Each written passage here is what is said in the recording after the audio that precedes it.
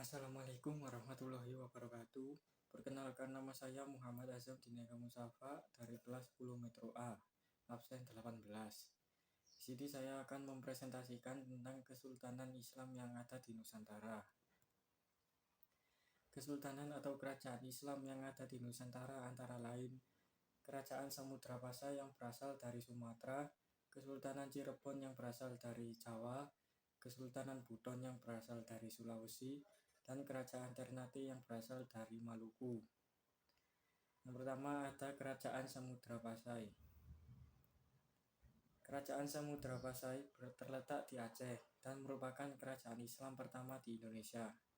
Kerajaan ini didirikan oleh Meurasilu pada tahun 1267 Masehi. Bukti-bukti arkeologis keberadaan kerajaan ini adalah ditemukannya makam raja-raja Pasai di Kampung Gudong, Aceh Utara. Bukti peninggalan dari Kesultanan Samudra Pasai adalah nisan Al-Malik As-Sali dan koin dirham Samudra Pasai. Nisan dalam agama Islam merupakan penanda kuburan. Arkeolog telah menemukan ratusan nisan kuno era Kerajaan Samudra Pasai di sekitaran Aceh. Kerajaan Samudra Pasai di salah satu yang paling populer yakni nisan Sultan Malik As-Saleh, pendiri pertama Kerajaan Islam Samudra Pasai. Dirham merupakan alat pembayaran pada masa Kerajaan Samudra Pasai yang terbuat dari emas.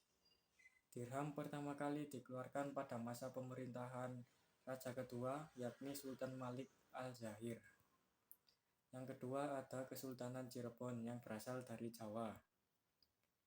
Kerajaan Cirebon merupakan sebuah kerajaan bercorak Islam ternama yang berasal dari Jawa Barat. Kesultanan Cirebon berdiri pada abad ke-15 dan 16 Masehi.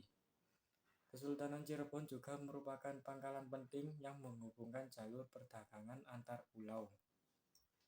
Bukti peninggalan dari Kerajaan Cirebon adalah Masjid Agung Sang Cipta Rasa dan Keraton Kasepuhan Cirebon. Masjid ini merupakan yang tertua di Jawa Barat. Masjid ini dibangun Sunan Gunung Jati pada tahun 1480 Masehi. Masjid ini mempunyai corak arsitektur yang unik dengan pengaruh Hindu-Buddha, Islam, dan Eropa. Keraton Kasepuhan Cirebon bermula dari runtuhnya Kerajaan Cirebon yang berlangsung sejak 1666. Kerajaan Cirebon runtuh pada masa pemerintahan Panembahan Ratu II atau Pangeran Rasmi. Yang ketiga ada Kesultanan Buton yang berasal dari Sulawesi. Kesultanan Buton merupakan salah satu kesultanan Islam yang ada di Sulawesi pada abad ke-13. Kerajaan ini dibentuk karena sekelompok orang Melayu yang singgah dan menempati Pulau Buton. Lambat laun, kesultanan ini menjadi kesultanan Islam karena pengaruh Sayyid Jamaluddin Al-Kubro.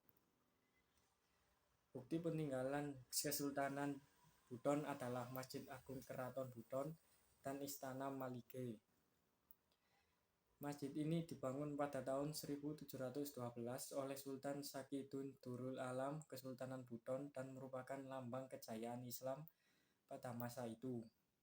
Para ahli meyakini masjid ini adalah masjid tertua di Sulawesi Tenggara.